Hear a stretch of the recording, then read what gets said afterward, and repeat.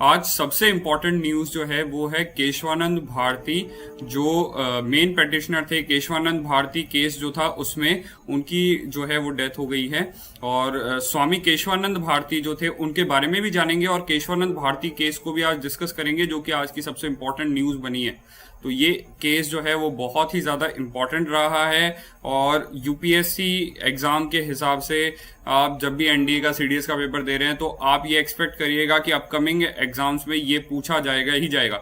ये वैसे भी बहुत ज़्यादा कॉमन क्वेश्चन बनता रहा है। इस केस को बहुत ज़्यादा तवज्जो दी जाती है, बहुत इंपॉर्टेंस दी जाती है एग्जाम पॉइंट ऑफ व्यू के हिसाब से, और मेरे हिसाब से कॉन्स्टिट्यूशन के हिसाब से, पॉलिटी के हिसाब से सबसे इम्पोर्टेंट केस इंडिया में कोई भी हुआ है तो वो एक केशवानंद भारती केस है। तो हम इसके बारे में बात करेंगे और आज जानेंगे कि केशवानंद भारती कौन थे, और उनके बारे में भी कुछ इन्फॉर्मेशन हम जो है वो यहाँ पे डिस्कस करेंगे।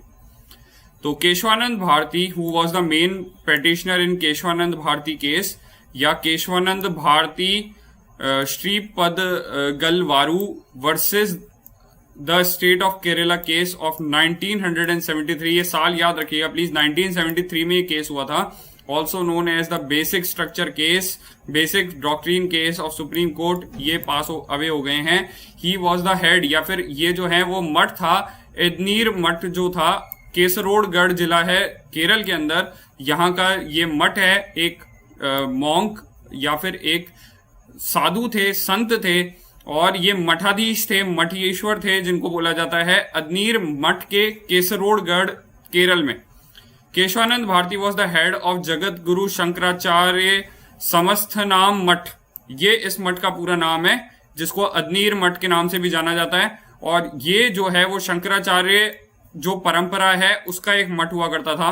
The math is believe to have been established by Totakacharya. Totakacharya जो चार मुख्य शिष्य रहे आदि शंकराचार्य के, उनमें से एक था, और उन्होंने इस मठ को स्थापित किया था। और it was on March 21, 1970 that Kesavananda Bharati move the apex court. इन्होंने सुप्रीम कोर्ट में केस किया था, किसके खिलाफ? Challenging the Kerala government take over of the land owned by the mutt. देखिए, मैं आपको थोड़ा सा बैकग्राउंड समझाता हूँ। हमारी कंट्री के अंदर जब इंडिपेंडेंस हुई तो उस टाइम पे कुछ ऐसे लोग थे, लैंड ओनर्स थे, या कुछ ऐसे मठ थे जिनके पास में बहुत ज्यादा प्रॉपर्टी थी, और वहीं पे कुछ लोगों के पास में बिल्कुल ही प्रॉपर्टी नहीं थी।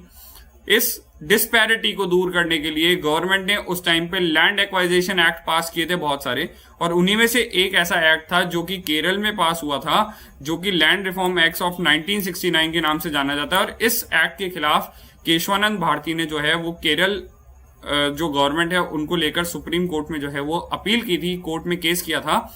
और यही केस जो है वो Kesavananda Bharati versus the state of Kerala के नाम से जाना जाता है। Please remember, this is the most important case in the history of India. अब इस लॉ के लगाने की वजह से जो मठ की जमीन थी उसको जो है वो ले लिया गया था, और सरकार ने उसको जब्त कर लिया था, जिसके बाद में मठ को अपने जो जिम्मेदारियां हैं, अपनी जो धर्म कर्म के कार्य होते थे, अपना खुद का गुजारा चलाने के लिए मठ का, और चैरिटी वगैरह करने के जो कार्य होते थे, उसमें प्रॉब्लम आने लगी, क्योंकि फाइनेंशियल एक्टिविटी जो है मठ की वो जमीन से जुड़ी हुई थी। और इसी चैलेंज को लेकर, या इसी चीज को लेकर जो है वो केरल सरकार के खिलाफ केशवानंद भारती ने केस किया। इसमें वेटरन बैरिस्टर M.K. नामिबियार, जो कि अभी वर्तमान में जो अपने अटॉर्नी जनरल ऑफ इंडिया है, के वेणुगोपाल उनके फादर थे, उन्होंने इसमें जो है वो नानी पालखी वाला से इनको मिलाया था, और नानी पालखी वाला जो थे वो इनके वकील थे इस केस के अंदर। ये सुप्रीम कोर्ट के इतिहास में सबसे बड़ी बेंच का केस रहा है। इसमें 13 जजेस बैठे थे।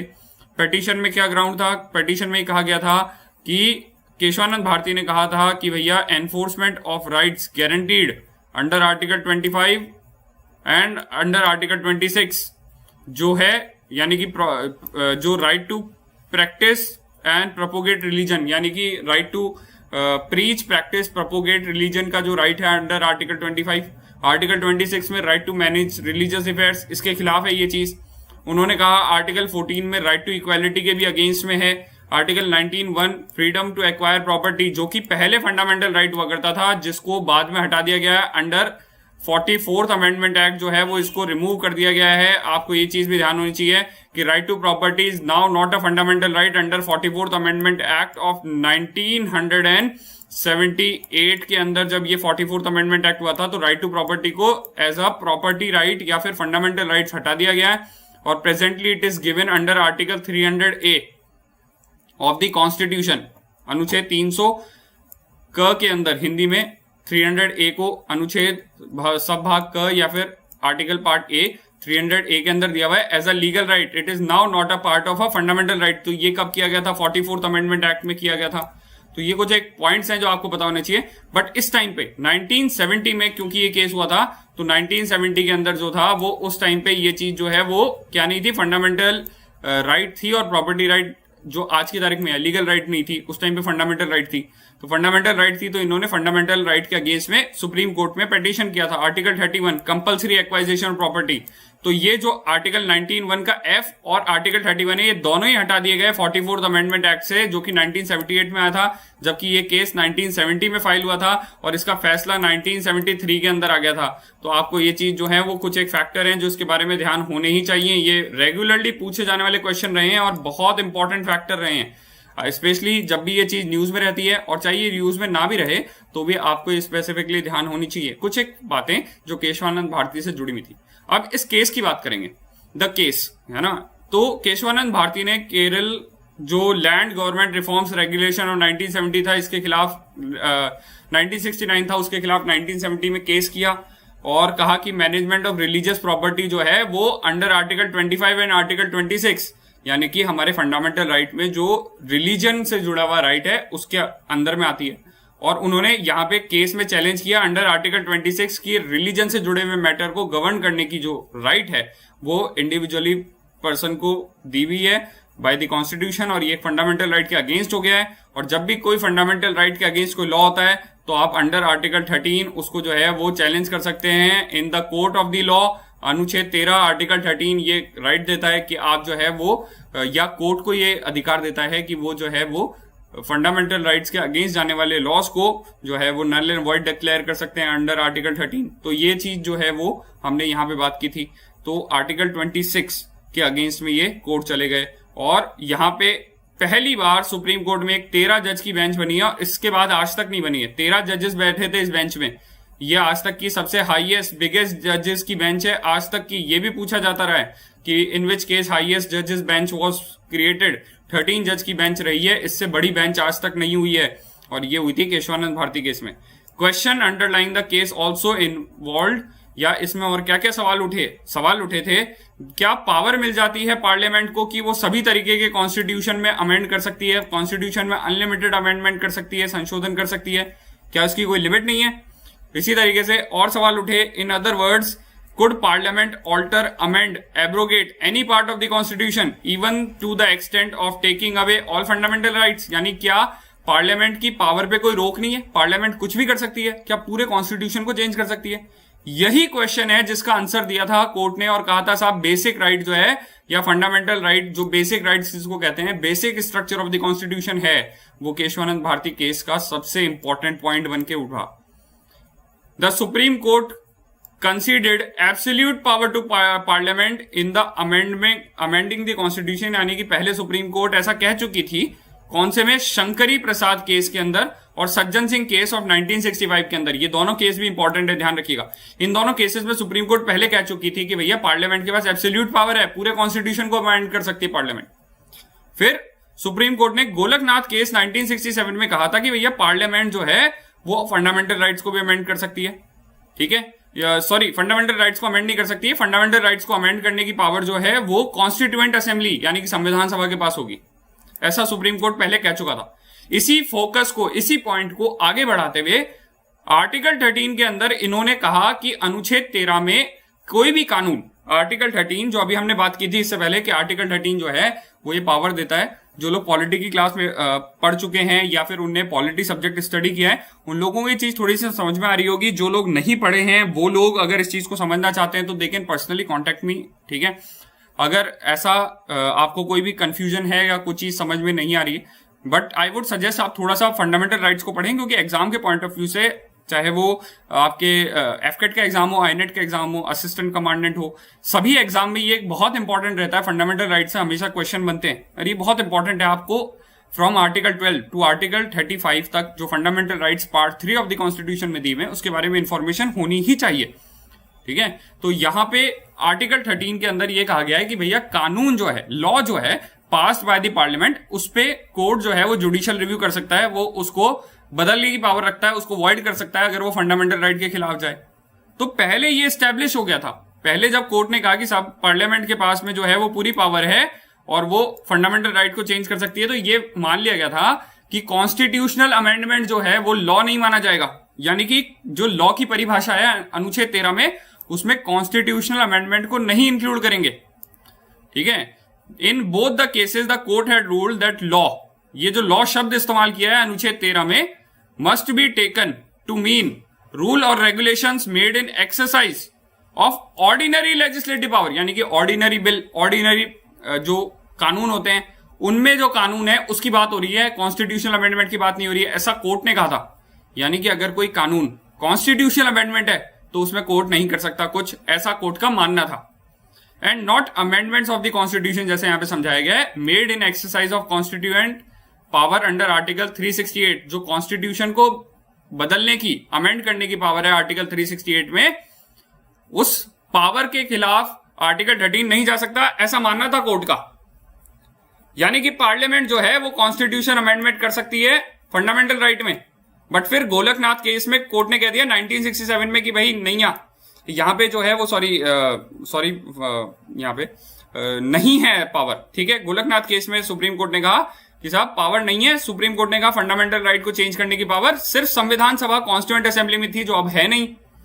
तो यहां पे कोर्ट का स्टैंड किस तरीके से बदला है, तो ये आपको केस ध्यान होने चाहिए। शंकरी प्रसाद और सज्जन सिंह केस, कहा पावर है, कॉन्स्टिट्यूशन अमेंडमेंट कर सकते हैं, सब कुछ बदल सकते हैं।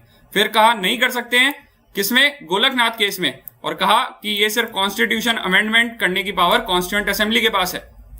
फिर जब केशवानंद भारती केस आया तो इसमें एक 13 जजों की बेंच बैठी और उन्होंने कहा कि भैया the court held that amendment under article 368, जो अनुच्छेद 368 में आर्टिकल की पावर लॉ दिया हुआ है, इसका मतलब अनुच्छेद 13 में जो constitution and therefore if an amendment takes away or abridges a fundamental right conferred by part 3 it is void. यानी कि अब लॉ को भी हमने मान लिया, क्या मान लिया, लॉ को मान लिया, अमेंडमेंट वाले कॉन्स्टिट्यूशन वाले पार्ट भी इसमें मान लिए केशवानंद भारती केस के बाद।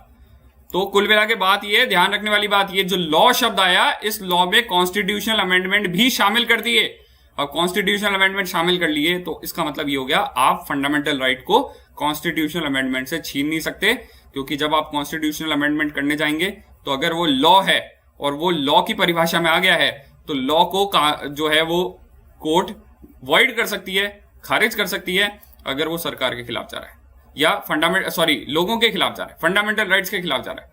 पहले ये बाकी कानूनों पे था, बाकी लॉस पे था, ऑर्डिनरी लॉस पे था, अब ये कॉन्स्टिट्यूशनल लॉ पे भी आ गया। यही इंपॉर्टेंस है इस केस की। इसको अप्रभावित करने के लिए, इसका इफेक्ट खत्म करने के लिए, to disaffect the judgement of Supreme Court in Golaknath case, जो गोलकनाथ केस था उसमें इसको खराब करने के लिए, और आरसी कूपर केस हुआ था 1970 का, माधर और सिंधिया केस हुआ था 1970 का। ये आरसी कूपर के एक बैंक नेशनलाइजेशन केस के नाम से जाना जाता है कि सरकार बैंक नेशनलाइजेशन कर रही थी, तो उसमें क्या कर सकती है सरकार, कंपनसेशन कैसे मिलेगा, राइट टू प्रॉपर्टी के खिलाफ था ये केस। तो ये कुछ एक इंपॉर्टेंट केस रहे हैं इंडिया की हिस्ट्री में। Then the government enacted major amendments, सरकार ने इन केस में जो कोर्ट ने फैसले दिए थे सरकार के खिलाफ, उनको बदलने के लिए 24th और 25th अमेंडमेंट एक्ट किए। 24th अमेंडमेंट एक्ट के अंदर 1971 में पार्लियामेंट ने खुद को सारी पावर दे दी, क्योंकि 1970 में जो अभी हमने जस्ट देखा गोलकनाथ केस में, ये जो फैसला आया था कि भैया बदल नहीं सकते कॉन्स्टिट्यूशन को, इसको बदलने के लिए, इस कोर्ट के फैसले को खारिज करने के लिए पार्लियामेंट ने खुद ही एक अमेंडमेंट एक्ट पास किया, एक लॉ पास किया 1971 का। पार्लियामेंट में ये एक्ट पास किया 24th कॉन्स्टिट्यूशनल अमेंडमेंट एक्ट, कहा कि अब पार्लियामेंट के पास सारी पावर है, given itself the power to amend any part of the constitution, खुद को ही पावर दे दी कि हम कुछ भी कर सकते हैं। Indira Gandhi was the prime minister at this time, please remember this as well, ठीक है, ये भी ध्यान रखिएगा, Indira Gandhi was the prime minister at the time, और मेजोरिटी थी इंदिरा गांधी के पास अच्छी खासी, एंड बहुत पावरफुल प्राइम मिनिस्टर थी, और उन्हें लगता था कि मेरे पास इतनी मेजोरिटी में कुछ भी जो है वो पावर चेंज कर सकती हूँ या कुछ भी कर सकती हूँ। 25th constitutional amendment act of 1972 ये भी किया इन्होंने, और इसमें कहा the right to property has been removed as fundamental right. ये एक्चुअली स्टेटमेंट एग्जैक्टली करेक्ट नहीं है, या स्टेटमेंट थोड़ा सा गलत लिखा है। The right to property has been removed as fundamental right में यहां ये प्रोविजन किया गया था कि इसमें जो कंपनसेशन होगा, जो ये मैंने बताया आपको आरसी कूपर जो केस था, इसमें समझाया गया था कि भैया जो फंडामेंटल राइट है उसमें जो कंपनसेशन होगा राइट टू प्रॉपर्टी के लिए, वो सरकार नहीं डिसाइड करेगी, वो इक्वल होना चाहिए। कोर्ट में आप जाइए, कोर्ट बताएगी। तो यहां पे जो है वो 25th अमेंडमेंट एक्ट से इन्होंने कहा राइट टू प्रॉपर्टी को फंडामेंटल राइट मानेंगे, बट उसमें जो कंपनसेशन होगा सरकार तय करेगी, वही होगा, उसमें कोर्ट बीच में इंटरफेयर नहीं कर सकती। तो ये जो बीच में मामले हुए थे यही वाले, ठीक है, जो गोलकनाथ केस हुआ, आरसी कूपर केस हुआ, इसमें जो फैसले आए थे उनको पलटने के लिए 24th और 25th अमेंडमेंट एक्ट किए। तो देख सकते हो 1971 और 72, अभी तक केशवानंद भारती केस का फैसला आया नहीं है। केस फाइल हो चुका था 1970 में, पर हमारे देश में देख सकते हो आप कैसा समय लग जाता है, टाइम लग जाता है कोर्ट केसेस को चलते। तो 1970 में जब ये केस आया तो वही फैसला 1973 में आया, और यहां हम उस फैसले की बात कर रहे हैं। The landmark judgement was delivered on 24 April 1973। ये तारीख याद करिएगा प्लीज, ये तारीख याद कर लीजिएगा। कारण है क्योंकि इसी तारीख को 9th शेड्यूल की बाउंडिंग डेट भी माना जाता है। 9th शेड्यूल के अंदर 9वीं अनुसूची के अंदर जो है वो जिन कानूनों की सूची है, जिन कानूनों को कोर्ट में चैलेंज नहीं कर सकते, उसको कोर्ट ने क्या तारीख पे डाला है, उसने कोर्ट ने कहा है 24 अप्रैल 1973 के बाद के केसेस को चैलेंज कर सकते हैं, इसीलिए तारीख इंपॉर्टेंट है 24 अप्रैल 1973, प्लीज रिमेंबर दिस। तो इस दिन ये केस का फैसला आया था by a thin majority of 7:6, यानी कि टोटल 13 जजेस में से 7 ने फेवर किया था और 6 ने जो है वो अपोज किया था। Within the majority held that any provision of the Indian constitution, पर 7 जजेस ने, मेजोरिटी ने कहा कि any provision in the constitution can be amended by the parliament in order to fulfil its socio economic obligation, यानी कि जो सरकार की जिम्मेदारियां हैं, जो सामाजिक दायित्व हैं, वो पूरा करने के लिए कुछ भी कर सकते हैं, बदल सकते हैं। हालांकि ये गारंटी कहां दी हुई है, by the preamble provided that such amendment did not change the constitution basic structure.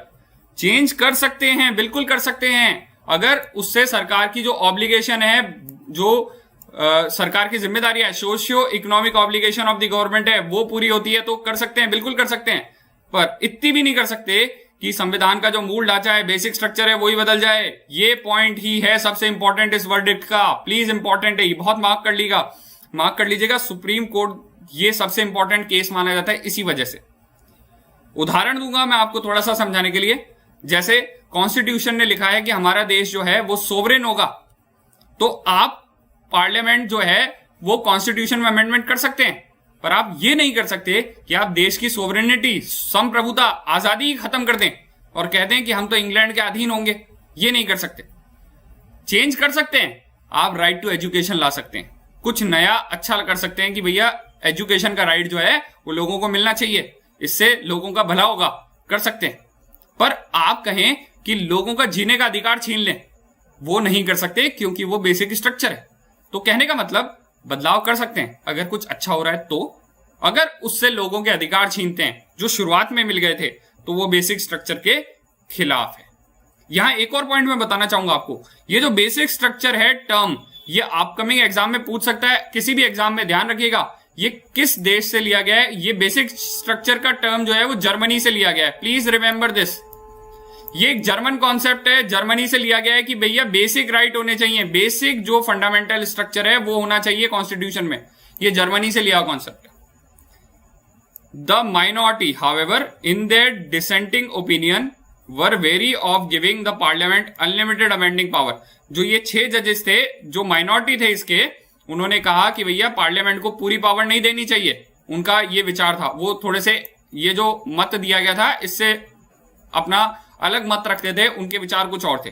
The court held that the 24th constitutional amendment act was entirely valid. जो 24वां संविधान संशोधन था, क्या था अभी हमने देखा कि भैया the constitutional amendment parliament had also given itself the power to amend part of the constitution. तो सब बदल सकते हैं, पर उस पर क्या लगा दी, लिमिट लगा दी कि भैया बेसिक स्ट्रक्चर नहीं बदल सकते। तो उन्होंने कहा कि भैया 24वां अमेंडमेंट ठीक है, कोई दिक्कत नहीं है, पास कर लो, आप सब बदल सकते हो, फंडामेंटल राइट भी बदल सकते हो, पर बेसिक स्ट्रक्चर नहीं बदल सकते। But it found the second part of the 25th constitutional amendment to be ultra vires, यानी कि जो संविधान में 25वां संविधान संशोधन है कि सरकार तय करेगी प्राइवेटाइजेशन के लिए क्या प्रोविजन होगा, और 25वें संविधान संशोधन में यह भी था कि सरकार जो है वो आर्टिकल 31 के अंदर बी और सी सब सेक्शन को, डीपीएसपी को लागू करने के लिए जो है वो कोर्ट जाने का जो प्रोविजन था उसको अल्ट्रावर्ड कर दिया। The supreme court declared the article 31C as unconstitutional and invalid on the ground that judicial review is basic structure and hence cannot be taken away। यानी कि आप जुडिशियल रिव्यू को ही खत्म नहीं कर सकते हो, यानी कि अगर मैं सरकार के खिलाफ कोर्ट जाने की पावर जो है वो नहीं छीन सकता हूं, जो कि इन्होंने 25वें संविधान संशोधन के अंदर एक प्रोविजन डाला था, उसका सेकंड क्लॉज था जिसको इन्होंने अल्ट्रावायर यानी कि इनवैलिड घोषित किया है। आर्टिकल 31C के अंदर मैं कोर्ट नहीं जा सकता ये कहा था, तो कोर्ट नहीं जा सकता ऐसा नहीं हो सकता, कोर्ट तो जाना ही पड़ेगा। ये हमें आर्टिकल 13 में अनुच्छेद 13 फिर से आ गया आर्टिकल 13 कि मुझे किसी भी कानून के खिलाफ कोर्ट जाने की परमिशन मिलती है, अगर वो फंडामेंटल राइट के खिलाफ है तो मेरे से ये अधिकार नहीं छीन सकता। ये क्या है, फंडामेंटल राइट है, तो बेसिक स्ट्रक्चर का पार्ट होगा और इसको मैं छीन नहीं सकता, सरकार छीन नहीं सकती। 13th कॉन्स्टिट्यूशनल अमेंडमेंट में 13th जो आर्टिकल है ऑफ द कॉन्स्टिट्यूशन में, उसमें मैं इसको छीन नहीं सकता। Despite the ruling that Parliament cannot breach fundamental rights, the court upheld the amendment that removed the fundamental right to property। यानी कि फंडामेंटल राइट टू प्रॉपर्टी जो कब आया, 44th अमेंडमेंट एक्ट, कौन से साल के अंदर आया, 1978 के अंदर, है ना, 78 के अंदर आया था। तो 1978 का ये जो एक्ट था इसको कोर्ट ने वैलिड माना। कोर्ट ने कहा कि भैया ठीक है, ओके चलेगा, क्यों, क्योंकि ये लोगों की भलाई के लिए था, राइट टू प्रॉपर्टी को हटाना लोगों की भलाई के लिए था, तो कोर्ट ने इसको वैलिड मान लिया। यानी कि वही वाली बात हो गई कि पार्लियामेंट फंडामेंटल राइट को ब्रीच नहीं कर सकती, बट अगर जन भलाई के लिए, यही वाली बात, सोशियो इकोनॉमिक ऑब्लिगेशन पूरी करनी है तो किसी अच्छी चीज करने के लिए किसी फंडामेंटल राइट को भी हटाया जा सकता है। Court ruled that in spirit the amendment would not violate the basic structure of the constitution. यानी कि ये जो आर्टिकल 31 था, ये जो राइट टू प्रॉपर्टी था, और आर्टिकल 19 का सबसेक्शन F था, है ना, 1 का सबसेक्शन F जो राइट टू प्रॉपर्टी की बात करता था, ये दोनों ही आर्टिकल जो हैं वो बेसिक स्ट्रक्चर का हिस्सा नहीं है, कोर्ट ने माना, और इन दोनों को हटाना किससे, 44th अमेंडमेंट एक्ट से वैलिड मान लिया। यही केशवानंद भारती केस है, और इसमें इतने सारे पॉइंट हैं, इनमें से काफी चीजें पूछी जा सकती है, इसमें से बहुत बार क्वेश्चंस रिपीटेड होते हैं। प्लीज जो भी स्टूडेंट्स हैं वो अपना प्रीवियस ईयर क्वेश्चन पेपर देखें, आपको ये क्वेश्चंस मिलेंगे, अक्सर ये क्वेश्चंस पूछे जाते रहे हैं। एंड केशवानंद भारती केस इसीलिए भारत की हिस्ट्री में सबसे इंपॉर्टेंट केस माना गया है। If you have any questions regarding this, you can always reach out to me on my personal Telegram ID HarshVS0। आपको कोई भी हेल्प चाहिए या पॉलिटी में इसको कॉन्सेप्ट को आपको समझने में भी प्रॉब्लम आ रही है, तो आप जो है वो मेरे से कॉन्टेक्ट कर सकते हैं, क्वेश्चन भी पूछ सकते हैं। तो आई होप ये आपको समझ आया होगा केशवानंद भारती केस क्यों इतना इंपॉर्टेंट है और इसमें क्या क्या पॉइंट्स उठाए गए थे। इसमें जो केसेस की बात की है मैंने, आपको जो पॉइंट समझाए हैं उनको भी आप ध्यान रखिएगा, बहुत ही इंपॉर्टेंट है ये। This video is a part of daily live current affairs series. You can join me live every day at 10 p.m. Please like, share and subscribe. Thank you.